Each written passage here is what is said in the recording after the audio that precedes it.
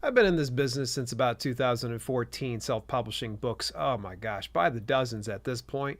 And it's no surprise that I've been there, done that, got the t-shirt, and have all the proof that getting into this business, I had no money to spare. I had nothing. I had to do it all myself, if you will. I had to figure my way around. So as we start to wrap up this series where I talk about writing and publishing with no money, I just want to implore with anybody that happens to be listening to this or watching this on YouTube that you understand that you don't need to have the money to make this business work. It is less than ideal to be working with no money, but we're going to try to make it happen as best as possible because it worked for me. And in this last part of this series, we're going to talk about getting book reviews on KDP with no money whatsoever. So you're going to want to make sure that you stay tuned to today's episode. And I want to, of course, give a very quick shout out here to our sponsors of the channel, Get Covers. They actually have a giveaway for an ebook and print ready cover design worth $20. Yes, so that's bargain basement here, folks. You want to get bargain basement and great high quality covers, you go with Get Covers. To enter the giveaway, go to dalelinks.com/getcoversgiveaway, and you can enter that all the way up to about June the 6th when we're going to pull a winner. But if you happen to be missing that, don't worry, there's 2 more giveaways in the pipeline after this one, culminating in a movie poster design valued at $35 and a feature in an upcoming video. That's right, you'll get a movie poster design done of your book. So if you're a fiction author, that's going to be something fun to kind of nerd out about. And hey, folks, if you want to get inexpensive cover design that is high quality, go on over and visit Get Covers at my affiliate link of dalelinks.com/getcovers. Everything starts from about $10 and goes upwards of about $35. I mean, that is really, really good stuff. So again, visit dalelinks.com/getcoversgiveaway. Get yourself entered. You can do it daily. All right, let's jump into things and talking about getting reviews. There's going to be some things for you to consider before we jump all the way in and me telling you all the different resources. Yes, first of all, you can give a free copy of your book in advance for a review. It's not against Amazon's terms of service. And I think a lot of people got their wires crossed at one point or another. All other products, you can't do that with. You're not supposed to do that. With books, though, with Amazon's KDP division, they knew that it was going to be essential to get reviews. So distributing out a free copy to get a review of your book is 100% okay in advance of your book publishing. Now, you just can't pay for a review or offer a free gift for reviewing or offer a refund for a review. And of course, something I've discussed in the past, which is doing author review swaps, which means that, you work with another author, they review your book, in exchange you review theirs. They deem that as a biased system. Now, there is a way that kind of manages to get around that. You could still do author review swapping, but it's not a direct swap, so therefore it's not necessarily a swap. I'll talk about that in a little bit here. The next thing you need to consider is remove friction for your readers. Now, what do I mean by removing friction? That means getting them over to the review page without them having to think about it. You can create special links that go right to your book's review page over on Amazon. Now, I'm going to sound this one out, but it is inside the show notes as well. You're going to want to make sure you look at this. So if I want to send my readers over to the US Amazon review page, it would be amazon.com/review/create-review $ampersand ASIN equals, and then you put your ASIN in there. Now, that's a mouthful. If you want to switch out a region, go to the UK or in Australia, all you got to do is just replace the .com with, say, .co.uk or .ca. Those various regions, all they have to do is just be substituted out. Now, giving those reviews in one specific link, it's going to be kind of tough. I heard one point or another someone said that BookLinker does a review specific link, but I never found any of that verbiage at all. We'll discuss universal book links a little bit later. And in fact, why don't we just discuss it now? If you're publishing wide, generally speaking, making that universal book link is going to be the way that you can send people over to the platform from which they purchased. So I would say, for instance, go over to books2read.com. Now, Books2Read provides a universal book link service to where all you do is you provide where your book is at, and it'll just propagate out to all the different retailers. And then if someone clicks on one of those links, it'll send them to their region specific retailer. So if for some reason someone visits my universal book link for Amazon reviews for books, so dalelinks.com/reviewsbook, they would go over to that landing page, they'd get all the retailers, then they can select those, and then from that point on, they can go ahead and leave their review on that specific platform. Now, there is a bit of friction involved on something like that, but it is much easier than, say, trying to figure out the Amazon specific, review link and regions and all that other stuff. All right, now when it comes to distribution, you're thinking to yourself, all right, I'm going to be getting reviews, so obviously people need to read my book. How are they going to be getting it? Now, there are a variety of ways that you could do it through either A, gifted copies, but that's not free. So B, our option is going to be a delivery method through something like, say, Google Drive or any cloud-based services that you can trust. I know there's going to be some people, but doesn't that open me up to pirates? Pirates are on the lookout all the time. They're more concerned with books that are being proven than let me wait around and make sure this author is putting out, ARC access to their books. No, I highly doubt that that's going to be happening, but where there's a will, there's a way. Our job as authors is to write books. The job of pirates is to pirate content. So they will figure out a way around. I can't give you any kind of good defense. And especially when you're working with no money, you just got to try to do the best that you can. You can always make it into a PDF with some type of a watermark, or maybe even encrypt it in some capacity that someone needs a password to get into it. But that's going to require a little bit more work. Now, you're going to want to make sure you're tracking all of your readers that are getting access, the days that you gave it to them, and the timeline that you gave them, and put it over on something like Google Sheets. Google Sheets, 100% free. Now, when it comes to following up with readers, all right, don't be obnoxious. Give them enough time to read the content. So if you're giving them an epic length novel, don't expect to come to them in the next week and have that epic novel completed. That's just silly. Think about how long it's going to take for somebody to read. Generally speaking, I've always heard from a lot of authors allowing the reader at least 30 to 60 days before the launch time to actually leave a review. Now, if it's already been launched, you can probably give them another 30 to 60 days, either way that it goes. But when you follow up with them, no more than 3 times, because then it just gets obnoxious and you're going to actually have someone who feels pressured into leaving a review. The review is not going to be good. It's just not good that way. So now when you track all your reviews, this is a simple way. Stop going over to your different Amazon stores and figuring out, okay, where's my rank at? What kind of reviews do I have? Just skip all that BS. Go right over to the Amazon Author Central. If you don't have an Author Central profile set up, I highly recommend that you do it. I have a whole video series I have over on my main channel where I walk through the whole process of doing it. But you can track all your views across all the different regions. So that way it's in one spot. And same thing with your ranking, by the way. You can track your ranking over in Author Central. Stop going and refreshing your product pages. It's doing you no good. All right. We need to differentiate also between the different types of reviews, and that's editorial reviews versus Amazon reviews. Now, editorial reviews typically are going to be paid in some capacity, or they're not going to be posting it on Amazon, versus the free option of getting Amazon reviews. Remember, I said Amazon don't like having paid reviews, so don't go over and pay for your reviews. Even if a site says that they've been running for so many years and they leave their reviews on Amazon, if you're paying for it, you're in violation of the terms of service. I wouldn't want to be on the wrong side of that ruling right there. All right, now, where do you put the editorial reviews then if it's not going to make it over onto the Amazon reviews area?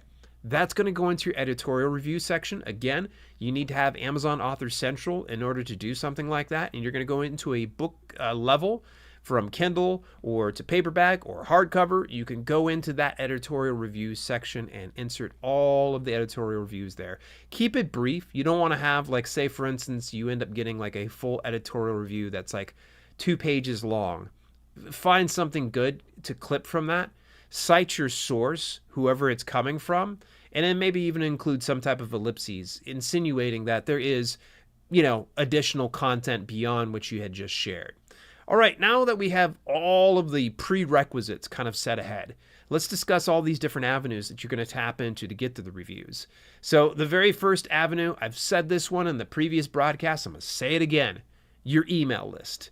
It is free to start an email list. It is free to run an email list. There's a number of different, places you can go out there. I've recommended MailerLite on a number of occasions. You can have up to 1,000 subscribers and nothing is paywalled. You get everything that you could possibly need with the free MailerLite plan. Now, there are a couple hoops you got to jump through in order to actually confirm and validate the account. But as soon as you're done with all that, it's smooth sailing. Other places like MailChimp, I think ConvertKit even has like a trial offer of some sort. Just give all those a try. But the main thing is you're going to want to make sure you have an email list, even if it's 1 people or 1,000 or 1 million. And the very first thing you're going to want to do is build into your automation something to the effect of, if you've read my book, it would be awesome if you left a link, a review here. Or you could even offer any type of advanced review copies. I'm going to discuss that one here in just a second here. Offering advanced review copies to people, in exchange for them to leave a review.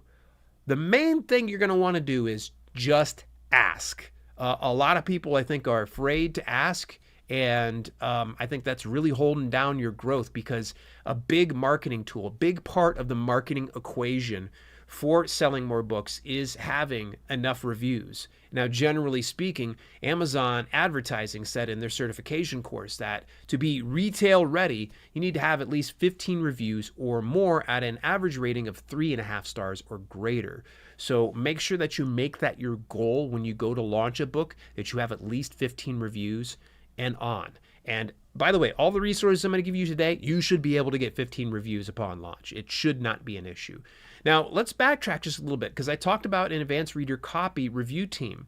The main thing when it comes to building out an ARC team is you're going to want to make sure that you're getting readers that are interested in your content, that read your niche, that are familiar with that stuff. So what I would say is the very first thing is, if you have an email list, segment the audience who most opens your emails, the ones that engage the most, because that's the segmentation that you're going to want to offer to join your advanced review copy team. Now, how many do you want on your review copy team is completely up to you, but I'm going to tell you that in a lot of instances, when it comes to asking for a review upon launch, it's usually about 33% of people who actually do leave a review. If you get a better percentage, fantastic. If you get a lower percentage, chances are very likely you need to probably have a personal one-on-one conversation with some of your readers, because there's a disconnect going on there. Either they feel bad about leaving a review for your book that's not so good, or maybe, it's too long, or maybe it's too meaty, or maybe you've hit them at the wrong time. But make sure that whoever you're putting on your advanced review team, that if for some reason they aren't fulfilling their role, don't bring them on to future launches, because chances are they're just a freebie seeker and they're not willing to help out in some capacity. But again, segment your audience through email lists. That's probably a great way to start a review team. And then remember that in most instances, you need to think that 33% are going to leave a review. Yes, that leaves a vast majority of them not leaving a review. So if you're thinking of having, let's say, 33 reviews, you're going to need to have at least 100 people on your ARC team in order for that to happen. All right, next resource to do that. This one's a simple one. Back of the book. It should be on the back of every single one of your books, from ebook to hardcover and print paperbacks, that type of thing. But prioritize what makes most sense. So at the end of, let's say it's the conclusion, after your last chapter, that's when you're going to go ask for a review. What I would recommend, though, is watch your verbiage, because Amazon does get a little bit fickle about how you say it. You can ask for an honest review, but you can't ask for a review if they have enjoyed it or disliked it. Simply make it as neutral as possible when you're asking for a review. Now that you've finished this book, it'd mean the world to me if you left an honest review of it over at and then enter your Amazon review link. Now, what I mean before, though, is with prioritizing what makes most sense is I used to say put reviews. That was the most important thing right after conclusion. But if you've got a full series of books or additional books, I would say put the reviews off to the side. Focus on sales. Drive people over to the next book in your series versus worrying about the reviews. Why is that? Well, keep in mind, Amazon has a review prompt when readers finish a book on ebook. That's kind of a nice thing. Now, when it comes to print book, not so much. But to be fair, I mean, you could always be able to put something in the back of the book with like a QR code that directs people over to a review page that they can go ahead and leave a review of things on. But get that in the back of the book. It's always generally a good idea. Now, let's talk about some of the premium services out there. And most of them have some type of trials. Now, I'm going to stress, that you pay closest attention to what I say about this next section here. There are review sites like puppy.co and getbooksreviewed.com. How they function is it's an author-to-author platform. Yes, it's like a legal version of doing a review swap. Why is that okay to do on this platform versus doing an author review swap with another author? Well, Puppy and Get Books Reviewed both function kind of like a service, like a matchmaker of sorts. They collect the money, all right? You never have to and never get to talk to the other author. There's no perceived bias that happens within this exchange. And both of those platforms, what they do is as soon as you have checked out a person's book, they will not allow that author to see your book. They will not be able to leave a review for your book. That way, there is never any type of a crossover or exchange, direct exchange with other authors. This removes the bias and gets it to where you can leave a good quality review. I just stressed to you that in some instances like these services, you're going to kiss a lot of frogs before you find that one true prince. Yes, that means that you're going to have to probably be very brutal with some people that probably need to get an editor, or maybe their front cover looks like garbage. It's a very heartbreaking system because there are a lot of people, I think, that are looking for the easy way in. Now, you're probably thinking, though, like, Dale, you're suggesting these premium services. I thought this is for free. Absolutely. Now, I'm no Debbie, who actually runs Get Books Reviewed, doesn't mind me saying this. Now, as far as puppy.co knows, I don't know if they'll agree with this. They have, I think, anywhere from a week to 2 weeks trial. I know Get Books Reviewed has a 2-week trial. And you can go in and get yourself some free reviews. You don't ever have to join. You can just deuce out and say, peace, I'm out of here. And I did it with puppy.co once, and I ended up getting 2 reviews from just the free trial alone. Not bad, right? Once again, it's 100% allowed by Amazon. You can do it. So, but just remember that you don't want to have that direct bias. That's the whole thing. Now, there was a more recent service that actually rolled out this review type service, and that's Book Award Pro. Now, you're probably thinking that's for book awards, right, Dale? No, actually, it was about a couple of months ago. They just released a new service for getting reviews for your book. And the nice thing is they actually have like a special algorithm that searches out online for any type of book review services and such, and it will match it up to your given niche, whatever your book is. Now, Book Award Pro does have a free plan. You're going to have to sift through quite a bit of what they show you because it's not targeted. They're just giving you kind of like a wide net. They're casting it out and they're bringing it back in. They're saying, here are some options. So you're going to have to sort through some of those. There's going to be some free ones and there's going to be some that cost. It's going to be up to you to do your own due diligence to make sure that it fits. I would say if you're looking for free, stick with free. Now, speaking of free review sites, I've told this to everyone that I've worked with before, and all my clients have actually done this to this day, and I do this with all of my books. Reader's Favorite actually has a website, and they have a free review service. Doesn't cost you a dime. Yes, you can get the upgraded version. I've never done it. honestly just never had any reason to, because every time I upload it, I usually get a review back within about 1 to 3 months. There's been a rare occasion where a book wasn't picked up for whatever reason, and usually I just tweak it, change up the description, maybe even change the cover, and then I get a review. It's not too bad. Reader's favorite, though, we'll post it to everywhere. I believe Goodreads, maybe Barnes & Noble, places like that, but they won't post it on Amazon, so you're going to actually treat it like an editorial review. There is also a couple sites that you're going to want to look into. The Kindlepreneur has a list of book review sites. Readsy has a list of book review sites. I put a link to all these sites and services through just a simple link tree. Visit dalelinks.com/reviews and you'll be able to see the full list. I'm going to keep adding even more resources there as I'm getting ready to ramp up for a future release here. So make sure you go over to dalelinks.com/reviews so you can be able to get a lot of these free resources as well. Now, bear in mind, some of them do mention some paid ones, but I made sure to separate those things out. Next area that you're going to want to pay attention to is going to be influencers and content creators. Yes, this is going to require a lot of outreach.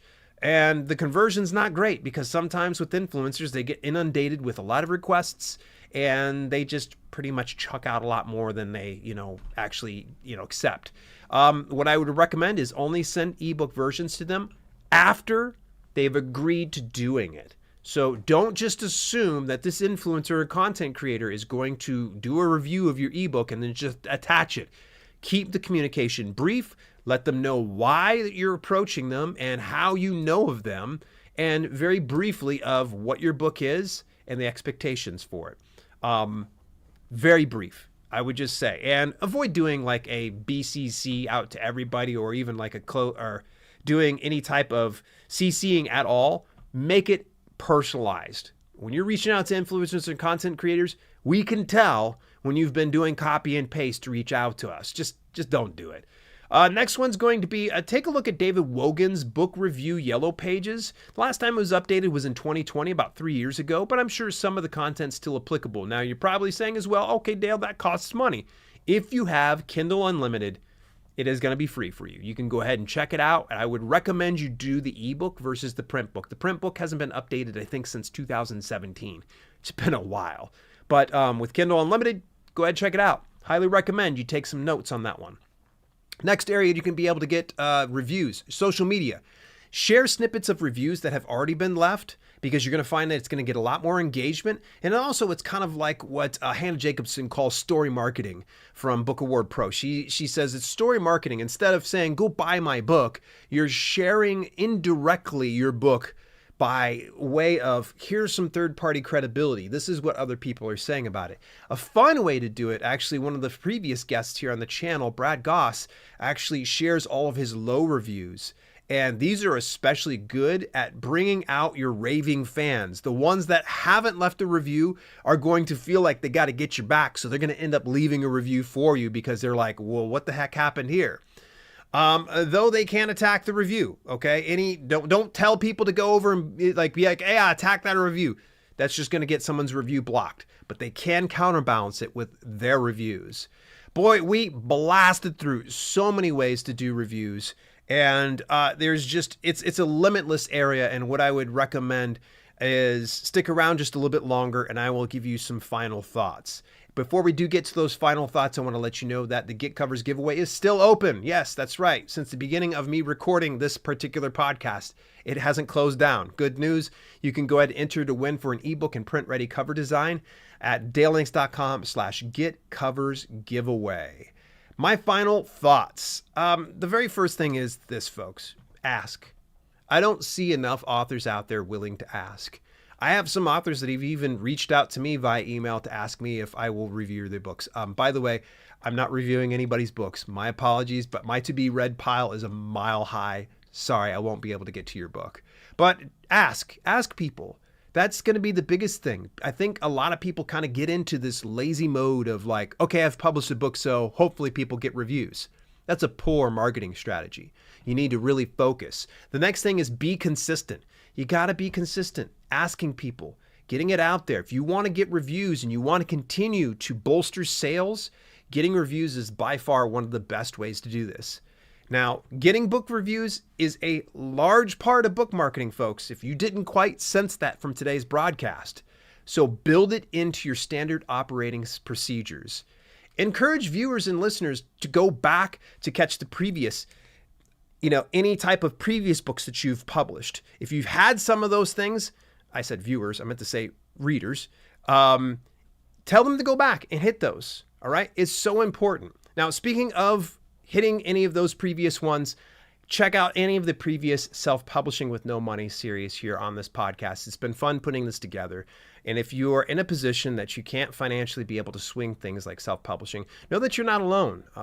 I was down that dark, dusty road before, but as long as you're resilient and resourceful, you'll be able to get through it and eventually be able to afford some of the more premium options that are out there. Don't forget, you can go over and check a link to all these sites and services when you visit dalelinks.com/reviews. It's not an affiliate link. It's literally like a link tree, and it'll go over there and you can be able to select any of those options I'd mentioned. Hey, stick around till next week because we're going to actually be talking about some of the scariest self-publishing companies and services out there. I will see you in next week's podcast.